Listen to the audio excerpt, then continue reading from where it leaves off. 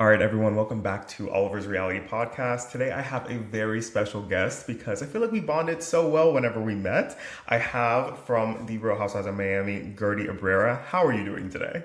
Yo, yo, yo, yo, what's up? I'm coming from Shot Town. No, I am coming from the 305. Sac Passe. This is Miami girl, Gertie. Hello, hello. Yes, yes. Guys, we met or we had such a good time in Vegas and then Gertie actually came to Dallas for another event and we hung out then too. She's just such a vibe. She's so much fun. But the thing is I wanted to get her on this podcast because I wanted to like dive deeper into her and her business and everything like that and like everything else that she has going on because she has a lot going on. Okay.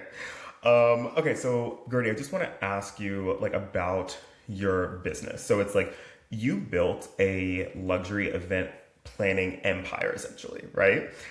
What was the turning point for you whenever you realized that your business could really become like a big thing?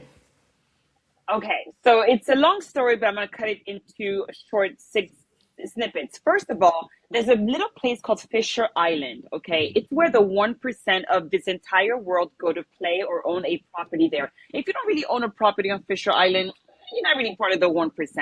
So I had the fortunate, I guess, opportunity when I was trying to break into event planning. There was a chef that got transferred to Fisher Island, and I had worked with him at his previous job. And so he told them, he's like, if you want somebody who can sell literally ice and Eskimo, you gotta call Gertie. She speaks French, she speaks Spanish, she's all the things, international, honey. So then they recruited me, and then I ended up working there. I was doing very well there, but I just felt cornered where I was only helping the client solidify details for their wedding only. And then I'm always like, well, you should do this for the room. And when they walk in, you should like serve this. And I just got more into the experiential side. And then all of a sudden I was helping the florists on the island because there's a florist, a fire department, a police Yeah. department, a school. It's a whole town. Okay. Yeah. And so the lady who I was, seeking flowers from on the island needed to sell the flower shop. And guess who bought the freaking flower studio from her? I did. Now, Russell and I bought the house from his parents, which is the house that he grew up in. And we took equity out of this house because he believed in me. He's like, just take the equity out and go buy this freaking studio. That's how much he believed in me. And then the story is what it is. I built it to an amazing empire. For Yeah. 25 years, I did events all over the world, and for most of them, I can't even tell you for who because of NDAs.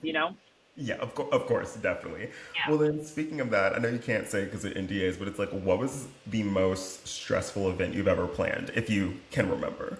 Oh my gosh. Yes, there was a client from Canada, and this is during the cuff of COVID, towards the tail end of it. But still, things were still crazy, especially in Canada. Things were closed down. And I got to working with this very interesting duo, mommy and daughter team, Yeah. and they both have their different opinions. And I realized, I'm like, wait, this is like north and this is south, and I'm in the middle of this whole shebang. And I Hmm. realized then that I had to quit. I never quit an event in my life, but I'm like, you know what, guys, I'm gonna step back because I knew the storm was going to brew. Yeah. The expectations were not really realistic because the Gertify event, and somebody was a little bit in denial and delulu about like, I want to build a wall that's 29 feet tall. I got, girl, What? fine, not with that budget. I said, bye, bye, bye. Yep, that was. You, you know what? That makes a lot of sense because that actually leads me into my next question. Like, I guess for you, like, what separates like a luxury event versus like expensive event? Because hmm Yeah, I can yeah. imagine that's stressful too. Having money is one thing, but Hmm. you can never buy class or good taste. And those are the things, baby, you can't take away from me. Okay. You can have more Okay. money than me, but I could walk in with an Akira dress and boom, boom, boom. Okay. So the thing about it is that having money and buying an expensive event is just a checklist. Okay. Okay. Plates. I want the gold ones. I want the shiny one. Yeah. It doesn't have to be all that. Sometimes quiet elegance is the luxury. Sometimes the experiential opportunity in front of you is the luxury. Being able to get married rockside, mountain view versus having it at the St. Regis Hotel because all your other friends and the Joneses got married there. So Of you course. have to be open to the possibility of class and Mhm. timelessness. timelessness is what to me is luxury, and having things be there without even you expecting it to be or being proactively offered to you. Those are luxurious Gertie Pie events. When you I walk like in, that. of course you're gonna have a welcome drink. The door's gonna be open. There's gonna be place setting with your name on it, and there's gonna be someone at the table ready to greet you to sit down. It goes on and on and on, honey. Yes. Yeah, no, I love that. That's really good. Like, I can, like, obviously, just based on your answers from those questions, like, I can totally tell that you, obviously, from everything that I know, besides that, like, I know that you are, like, a master at your craft. Like, you're so Yes, I good. wish you guys would have seen more, but unfortunately, my it's on my gram. Some I'm trying to actually, show more of my work because people still are like fascinated by what I did, and they never got to really see it Yeah, on the real true level. So I'm like, trying to hint a little bit here and there of like just of the work that I used to do, and yeah. I'm doing somewhat in a capacity, but now I'm more of like a consultant. So what I'm doing now is I'm the quiet behind the scenes. You'll hire me and I'll be like, listen, do this, do that, don't do this, blah, blah, blah. And someone else cooks it in a sense. So there's a party planner, but I'm the one behind the scenes really calling the shots without, with a consultation fee, but not being like in the thick of things, having to run around, honey. She's too grown and too fabulous for that. So I'm just, literally, doing the back work without quietly is what I'll say. Yeah. Okay, Uh-huh. guys, sorry about that. The power actually went out at my house real quick. It was like a quick little blip, but we're back up now. But I do want to ask I'm Gertie. fire, baby. Okay, so I Exactly. had to, you know what it is. Literally, like Gertie, she's just way too fire, way too hot. All of my systems just, had to reboot themselves real quick to keep There you up. go. Okay, so no, I do want to ask, like, you've done this for so long. Like, how do you stay creative? Because people ask me, how do I stay creative whenever I'm posting TikToks and creating videos like that? And honestly, I just say that I have to just like adapt with the times and, just take in new Mm, information and stuff like that. So is it kind of similar? yeah. Well, for me, oh my God, lately I've been in my creative era, but it's in a selfish way where I'm finally being creative with me. Mind you, for 25 years I've been doing creativity for other people, and it's satisfying once you set up a room and you're like, yes, I did that next, event. Now it's like I'm in my studio. I built behind you, my darling, is a full freaking studio. Look at this. I am, Ooh, honey. She is a creator, okay? I got all your the studio things, looks all the nice. lights, and I'm just creating whatever I want. So like I could be downstairs and do a cooking video with Russell, which I've done a couple of times for Haitian Heritage Month, or I could be like doing a UCG video because I'm really Mhm. good at that. I realize, honey, should be getting paid without the people knowing what's going on. So Yeah. I've just been doing a lot of creations down, because I have the taste palette and the background with visuals. So now I'm doing more of aesthetic stuff, and I am now the expert in aesthetics. So I'm doing a lot of stuff, and not everything's got to be in people's faces, but she's working. She's never on pause. She's always working. Okay. Okay. Never on pause, always working. I love that. I love that. Oh hi, Green. Oh hi, Green. Oh gosh. Okay. Well, then one more question I want to ask you about your business before we move on to another topic. Like, what advice would you give to someone who's trying to build like a personal brand person? You have to know who you are, and you cannot look left and you cannot look right. You got a tunnel vision that's crap, and you got to just be so focused Yeah. and stay in your lane because that's the only way you're going to stay authentic to yourself and always have a fresh voice. If you're like, oh, what's trending, let me blah, blah, blah, then you're just going to be one of the others, and who wants that? Like, Yeah. you found a voice, you do it so well, and to you probably wake up and you know what to do, and it's easy because that's who you are, and it's authentic. You can't take that away from you. You know what I mean? So for me, Yeah. it's like about staying true to who you are no matter what, honey. Yeah. Of course, of course. Okay, so let's get into, I guess, like your personal life and your personal identity. So you are a Haitian immigrant, and like I wonder, like, how has your background shaped your ambition and like your work ethic? Oh my gosh, my background, I am my background because, I was born in Haiti, but I was only one when I went to Paris. Hmm. So then Paris is where I really grew into this, the confidence grew with me. So I was there until I was 9. And it really, the palette of the Parisian life is something to be Yeah, experienced. yeah, And then from there, I came to the US, Miami proper. And so and I've been here ever since. But when you come to Miami, the fusion of the Latino culture, the Haitian culture, all of this comes together Mhm. into this amazing volcano, which is called the melting pot. So all of it is pieces of everything that makes Gertie who she is, and there could never be a duplicate of this thing right here. Never. Exactly, exactly. Yeah. And we love that. So then you like how or excuse me, what parts of Miami culture do you feel most connected to then? I mean, listen, I was raised in an area called North Miami. Okay, North Miami for the week. It used to be a regular neighborhood, but then it shifted, and and it became a little rough. And I love that about me because people don't know that, right? So when you see me, you're probably like, oh, she's so posh and she's so this, whatever. But like, I can hang with anybody because I was raised in humble beginnings. My father drove a taxi. My mom was a caretaker and so forth. So I think that North Miami, that area is like, and me and Russell, that's our hub of where we're from, and it's just it's amazing. I just love it. I love it. Yeah. That's good. No, I love that. I love that, Gertie. I just love that.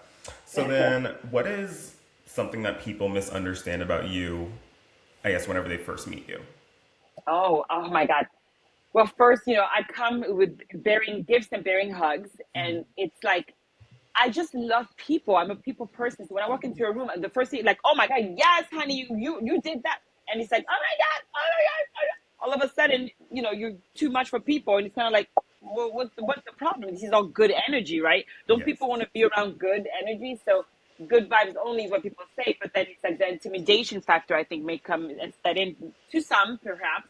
Hmm. And there's nothing I can do for you with that, right? All I can do is be me and, accept me for that. And I know how to be a chameleon where needed. I've been in rooms with Russians, I've been in rooms with Brazilians. I know the know-hows of how to be tactful.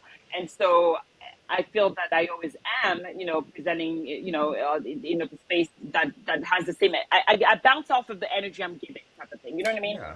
Yeah, of So course. yeah, but I think people misunderstand my intentions of like they're really pure, and Mhm. I'm very gullible in that way. Where I'm like, wait, what's going on? What, whoa! Yeah. But it comes out of just love of life and people and the whole thing. So anyway, No, that's the it's thing. Like, and for anyone who's listening and watching, like, I will say, like, the first time I met Gertie, like, we had such a cute little kiki. Like, it was so fun. We just had a great time. She literally brings out the best energy in people. She is so fun. She's so sweet. She's so beautiful. I just love being around her. Like, I can't wait oh my for God. the next We time. had so much fun on the red carpet at BravoCon. It was like, I looked you up and down. I was like, who do you think you are? You think you're better than me, honey? Who are you? Who is your daddy and what does he do? Like, I just like, I just love to have fun. You know what I mean? Yes. And stupid shit comes out of my mouth. And I think people who get me, and people who don't, big mistake. Okay. Big mistake. Exactly. No, Yeah. that's the thing. Because it's like life is so short. We have to have fun. We have to do things that like bring other people joy, bring us joy as well. Like, Yeah. come on now. So totally, I totally understand you, and there's more Yeah. people that do understand you than don't. So, Yeah. okay. Well, then I'll ask you one more question about you and your life. So, like, how have you balanced like being on like publicly, like on TV, versus like protecting your private life? Like how what do you do to protect your private life? Oh, I mean, listen, I protect my private life at all costs. Thus, still married, still Hmm. happily married. Hmm. Um, I don't try to pretend or pose, okay? And I think that the authenticity is very important, and you can't be two different people in front of a camera and off camera. That's And I great. think I've done the best I could to show you exactly who I am. Hmm. And that's why I don't have to put makeup on to do this interview. I just literally put on lashes and I'm like, okay, I think I'm good. I want to be presentable and respectful, but I don't need to do the, oh, yes. Like it doesn't serve me. It doesn't serve me. And remember, the job that I did for 25 years as a party planner, I came into rooms literally like, "Hi, how are you?" I was putting on for the client because they wanted a show. They Yeah. want the party planner to present and to do the flair, and I know how to do that really well. But my true self is so humble from humble beginnings, and I'm not judgy, or I try not to be of Hmm. others, and I present an open space and a safe space. So for me, I'm just kind of like chilling and just trying to do the best I can, honey, one Yeah. day at a time. Hey, Yeah. as you should, as you should.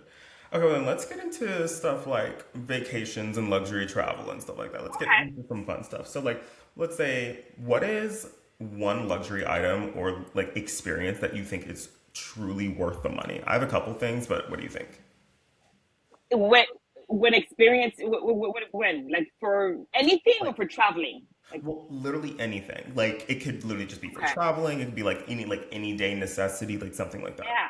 Well, you know what I think is really amazing, and not all the time, but sometimes is a truly luxurious experiential dining experience. Hmm. It's like I had this best friend, and her husband didn't understand. We would go to these restaurants. I'm like, oh my god, these people, the chef is this Michelin star that, and he's like, and he was Dominican. He's like, well, why are we paying all this money for this, mommy? And then I'm like, what do you do? Whoa, whoa! Like you don't have to eat out like that all the time. But Hmm. having a 17 course dinner prepared by the Michelin star chef, where you're able to eat foie gras and caviar and escargot, and it's just a thing. It's an experience that you can never take away from you. Also, I think that traveling, of course, I am who I am, and the reason why I was able to book, and they call me Rabbi Gertie, honey, and she ain't Jewish and she ain't white, okay? But they call me Rabbi Gertie because I had the background of travel and cultural um, comfortability to be Yeah. able to be in any room. I walk in the room and I'm like, head high, honey. We're not. I love my black people, but I'm not trying to look for that one black person. Like I'm scared. I am not scared Yeah. of anybody. We're walking in head high and we're gonna hold our own type of thing. So you have to have the travel to learn cultures and not to be put into a box. You know what I mean? Yeah. Yeah. Just to piggyback off of what you just said, so like whenever I got stuck in the Middle East, like, and I was like having to go like all around Doha and whatnot, like, yeah, Mm. there were certain times where we literally had to shelter in place because of the missiles Yeah. and whatnot. But Mm. we were still encouraged by the government, like whenever that's not going on, they're like, get out of your hotel. You need to Of walk, you need to course. go do things. And so whenever I would just walk out of my hotel, I would go to the mall. I'd be interacting with a lot of people. I went to a couple dinner parties with some expats who were like Americans and whatnot. I was like, oh wow, these are like really cool people. But it's like if I didn't have any prior travel experience and any prior experiences venturing out on my own, especially in like a region that I'd never been to before, like then I wouldn't have been as comfortable doing that. Like especially in a war zone. But it's like that was just like that was very valuable to learn that. That's what I think is like a great experience that's worth the money whenever you travel a lot and then you gain all that experience. And it's business expansion. If you think about it, right? If you were to stick to just your kind, your own, all the time, whatever it is, it's great, but you're not growing. So to grow, you have to have an open market, right? And to do that, you have to be comfortable in the different rooms to be able to succeed that. So my biggest advantage against any other planner was that I was global. When people ask me where are you based out of, I used to say out of an airplane. Where do you need me, baby? Yeah. That's why I was in Portugal, Mexico, everywhere, and I spoke the languages. It was amazing. Yeah. Yeah. I often say that like my safe space is being on a plane. I love flying. Yeah, absolutely. Yeah. Wait, so then just like what's your ideal vacation, I guess? Like where would you go? What are you gonna do? Who with? Like what? I mean, ideal vacation is definitely more of a tropical vibe for me than it is like we're going to the Alps and ski. Like that's amazing. It's not my ideal comfort. I'm an island gal, Yeah. so naturally bikini, drinks, like what just the setting of like the sunset and the tropical nature Yeah. is typically where I lean. Yeah, I would say that. But like one of my favorite vacation that's memorable is going to oh my God, what is the name of this place? Oh my God, I was just talking about it oh my God, wait. It's in Jamaica, this amazing resort. Hmm. Round Hill, Round Hill. Right now. Oh, Round Hill. Top class. And that's luxury travel there. That has the history behind it there. The English, the Queen of England and the whole family there. That's where they go. And it's really beautiful, the Yeah. history. So I don't know. I like a tropical getaway typically. I Um, love a tropical getaway. yeah. Like, for instance, like this podcast episode's going to be dropped whenever it's going to be, technically it's going to be dropped next week. But for everyone that is Okay. listening, we filmed this a week prior because I'm currently in Greece. So that's why. Oh, yes! Oh my God, that's Yeah, amazing. so I'm like, whenever you said like island, like with drinks, I'm like, yeah, that's gonna be me very soon, Yes. very soon. So I'm so excited about Good that. for you. Which honestly, yeah, I think that like my ideal vacation is pretty similar to that because it's like, no, I don't really want to. I love going into the mountains, like that'd be Mm. fun, like skiing, but like my ideal is just like relaxing in a beautiful Yeah, of place, like course. beach. Like barefoot, like yes, there's the luxury of going to Paris. Like my whole family is there right now, literally. But it's like getting up, you dressing, the hustle and bustle of the Yes, streets, whatever. I want to just be out, my drink in hand, and setting my feet into the sand somewhere beautiful. Yeah, that's. absolutely, Mhm. absolutely. No, I love that. Okay, okay. Well, okay. Let's get into like questions about like relationships and friendships. So, what qualities make someone a lifelong friend to you? Like, what quality? I guess like look at any lifelong friend that you have, or like really a friend that you've had for a long time. What's a quality in them that you like really appreciate and you enjoy? Someone that doesn't judge you Yeah. for like someone who's really. And I don't want to say someone is a ride or die, because I think it's important for people to say, hey, you're wrong, type of thing. Right is Agreed. right, wrong is wrong, type Agreed. of thing. So yes, you can be a ride or die, but with conviction, where you stand up for something, right? So Yeah. that to me is really important. I mean, I like it, but I think I need a friend like that who's going to tell me the truth in a sense, but just to at least not judge me for anything that I do. I mean, obviously that's legal. Yeah. Yeah. But yeah, I think that's the kind of friend I want. I want someone who's really loyal to me, where they're not going behind my back and like, concocting a plan, whatever, but in my face, whatever. So it's a real honest friend and someone who really is not judgy. Yeah. Yeah. So like that's the thing with me too. My best friends like they will not judge, but they will like we are often we Mm. love to crack jokes with each other. We can tell when a joke is Mhm. actually a joke and not like a dig, but Yeah, right. because like it's very important to know which one is which. But like I love friends that are able to do that. But I also with my best friends like they will tell me like okay Hmm. don't do that or don't say that. It's like also let's say like if someone comments something super rude on like any of my posts, like I want to clap back so hard, and I know I can, but it's like I get told like they're like Oliver don't do it. I'm like okay. Yeah, yeah. I'm like, Hold it back. Hold it back. Hold it back. They have your best interest at hand. hmm, That's important, absolutely. right? Oh yeah. Versus like, oh, you shouldn't have done that, girl. But like they let you burn and crash and burn. So that's true. Yeah, you want somebody to protect you. Yeah. Well then, okay, so I guess this next question kind of goes with like friendships, relationships, slash like work with what we were talking about earlier, but it's like how do you handle conflict in real life versus professionally? Oh, it's completely different. Completely different. Okay, because listen, I am a great service provider and I expect great service. Yeah. So you better believe it. When I do my events and I say my client wants medium rare, I'm at the door checking to make sure in the kitchen that everything's coming out exactly as per the tasting, right? So I'm very tactful, very, please and thank you, etc. I'm firm. I am very firm because the industry I come from is a man-dominated industry. People think party planning is a bunch of girls working. No, no, no, no, no, no. There's people that's doing the setup. There's people that are, it's male-dominated. The chef is usually a male. You have to hold your own. So I'm going toe to toe with the man, no problem.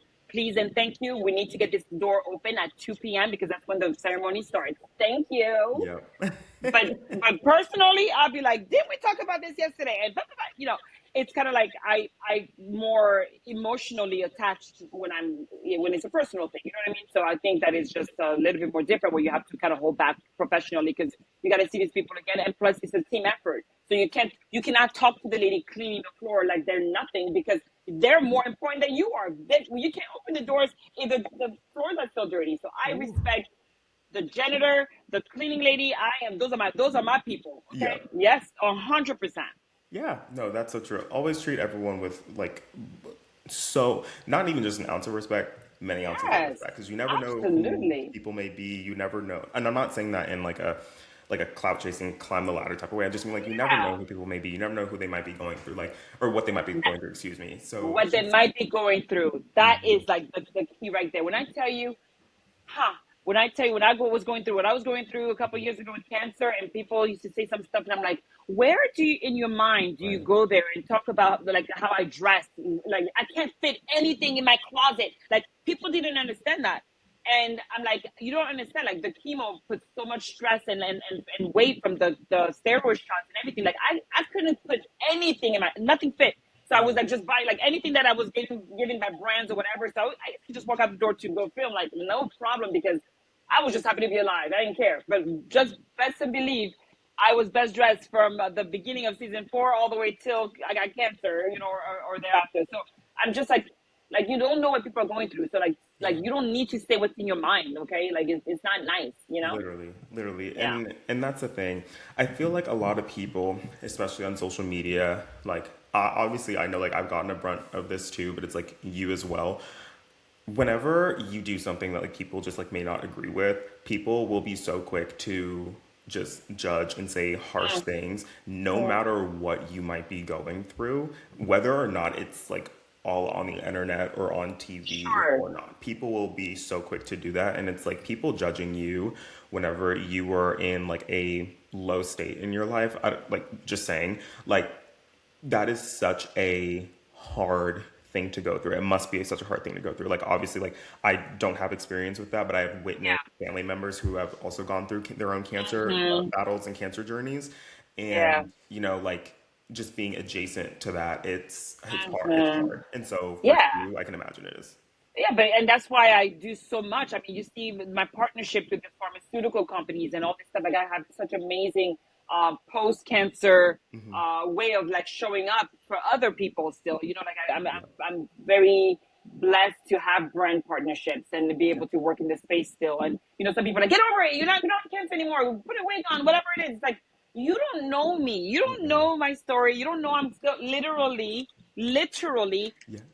got this one on, like because of Yep. my hot flashes, because you Yes. don't know what happens after my type of cancer does to me. Hmm. So I don't have to explain to anybody why I am putting on a wig right now if I don't feel like it, or why this or why Yeah. that, because you don't know my journey. You don't know me, or you Exactly. weren't even listening enough to even understand it. So there's no there. Yes, exactly. And man, it's so crazy whenever we live in a world where so many people are just so quick to judge and so quick to say something, but it's like they've never even taken a moment to put themselves in Yeah. someone else's shoes. And that to me, that's like really heartbreaking, but also it just shows like the lack of empathy and also lack of education that a lot of people have. So Mm-hmm. just saying Mm-hmm. with that. Yes, 100%. Ignorance is bliss, baby. Hmm. Okay. Can't help an idiot. Okay. Hooked and phonics didn't work for you. Oh I mean, no, Lord. no, seriously, a lot of people really need to like go back to school. Like, Mm-mm. please. Honey, just AI it. Just please, just Google chat GPT it at least at this point. You Ugh. got fingers, type it up, baby. Just Okay. There's find more there's no information. reason for stupidity at this point when you literally have AI in your hands, which I'm not saying to use all the time, but Hmm. I know people use it all the time. So like just like get Use a it. clue.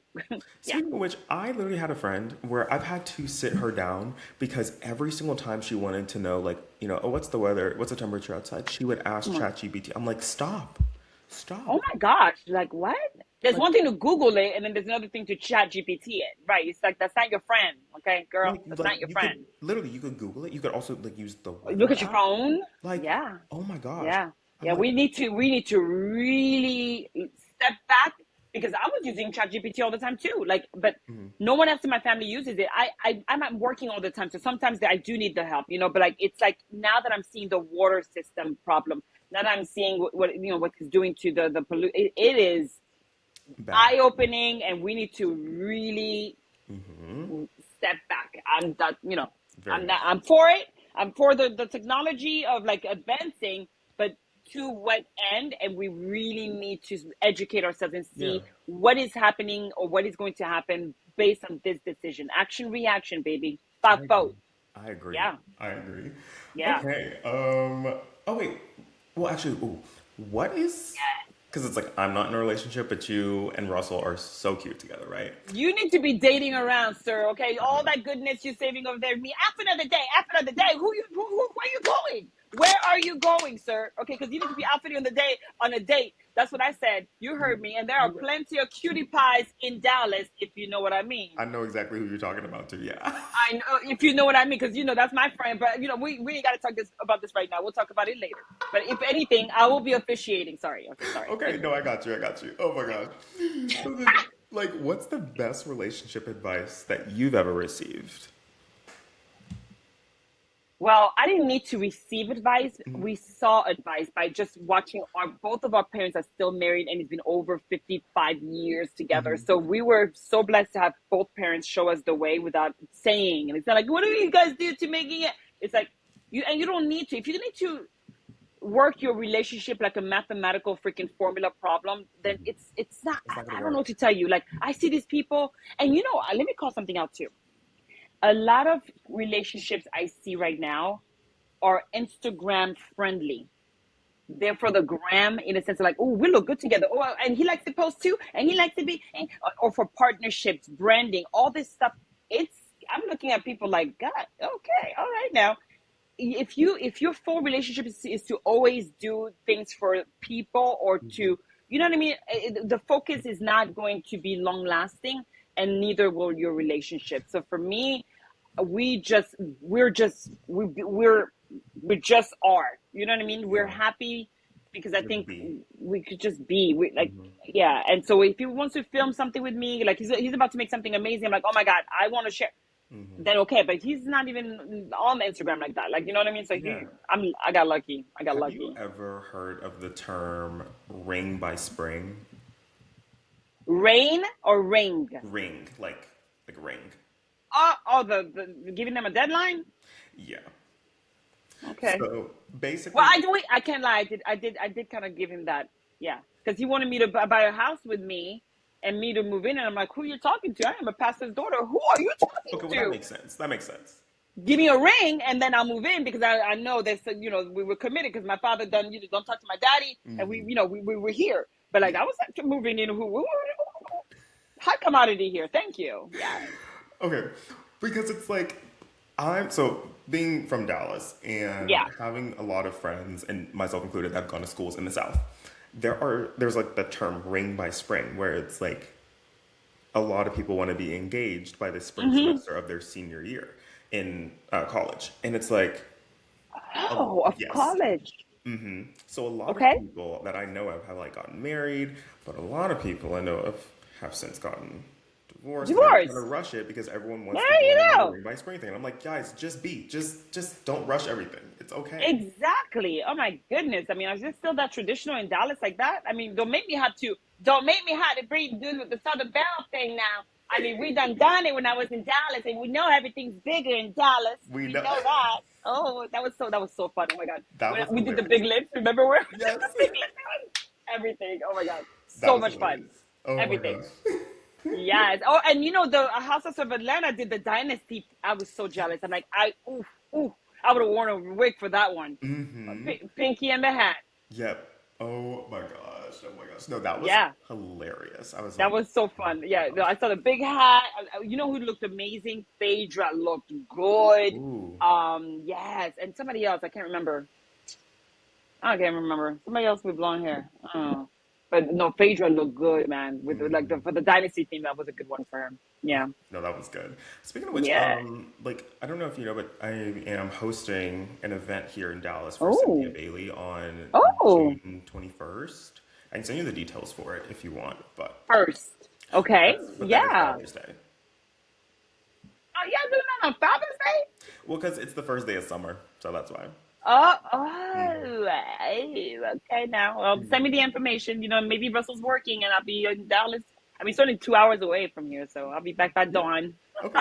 Yeah. Okay. Oh, So just a couple more questions. yeah. Like I guess like what's your current obsession? Like fashion, beauty, music, food. Like what is there anything currently you're Oh, obsessed with? okay. Okay, yes. Okay, hold on. Wait, I'm upset. Where is it? I'm obsessed with this. Oh my God, I gotta show you. I am obsessed with beauty products. Okay, Beekman. And this is not even an advertisement. You asked me what I'm obsessed with for real.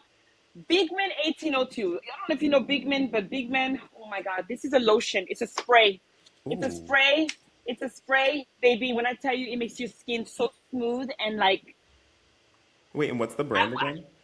Beekman Beekman. 1802. Beekman That 1802. and they sent me like five of these sprays. Like I want in every room. This is the best ever. It's liquid and it looks like a spritz, but it's like it's this most amazing lotion that's not greasy. Sorry. Um, my next obsession, oh my God, it's my vinyl record collection. On Ooh. Mother's Day, Russell listens and he got me my vinyl record player and Michael Jackson record, which he ordered. But then I opened the damn package and he says Talia on there. And I'm like, Talia? Tejano music. I said, nah, I love Tejano. I love cumbia and all of them. But I'm like, what? And so he was so upset that the wrong, album came. But then he ended up buying me a huge load of them. So now I got Sam Cooke, I got Red Hot Chili Pepper, Oh, I got Fleetwood nice. Mac, I got Michael Jackson, I got the Soul Train. I got, Mhm. honey, I am busy in my little studio with my music, minding my business. Good. Okay, Yes. you're. I love that about you. I love that. Oh my gosh. Okay. Well, then wait. What is one thing that like your fans would be surprised to learn about you? Oh, that I'm part Cuban. That my mom's grandfather was actually from Cuba. So Ooh.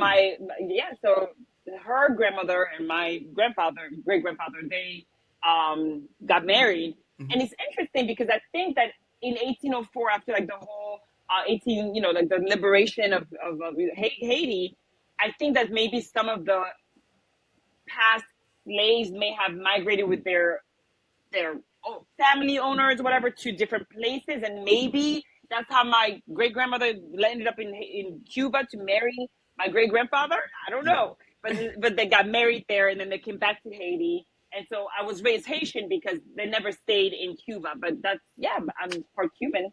Okay. Um, and I was raised in France. I think people know that. And so Haitian, French, American, and a little bit of Cuban.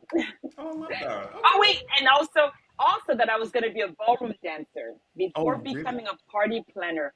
I was Russell and I were going to break up. You don't understand me? In high school, I was going to go to NYU and pursue my ballroom dancing career because I had watched Dance with Me with Yeah. Vanessa Williams back in the day, and I was like, oh, this is me. This is me. Hey, Macarena. That was me.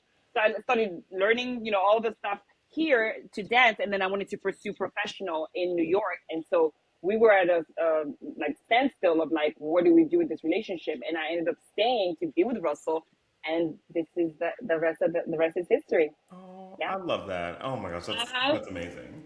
Yeah. Okay. Well, one fine. Well, actually, no.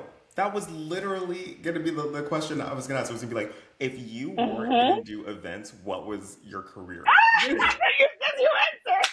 I'm gonna be like Dancing with the Stars and all of that, all of that. Yes, absolutely. I love dancing. Is Ooh, it is in my blood. Like if I hear salsa, Hmm. I just get it's like the right kind, of course. Like I get chills. Buena Vista Social Club, like El Gran Combo de Puerto Rico, like all those amazing, amazing Latin bands and so forth. So I love to dance salsa. I love to dance all that stuff. Yeah. Hmm. Well, that's good. Okay, Gertie, I have enjoyed this so much. I really appreciate you coming on to my podcast. I love you so much. You're so much fun. You're such a cool Thank person. you. Like you have such like the best vibes. And so like I'm so happy that you like agreed to come on. I'd love to have you on again. Of course. I was like, oh, you need me in studio? I'm ready to go. I would have gone in studio for you. Oh my God, of course. Thank Yes. you. Thank you. Well, I appreciate that. Well, to everyone who's listening, thank you guys so much for tuning in. Thank you so much for listening to me and Gertie's conversation. I hope you learned a lot. And yeah, this has been a fun episode to record, but I will talk to you guys later. Bye, guys. Mwah.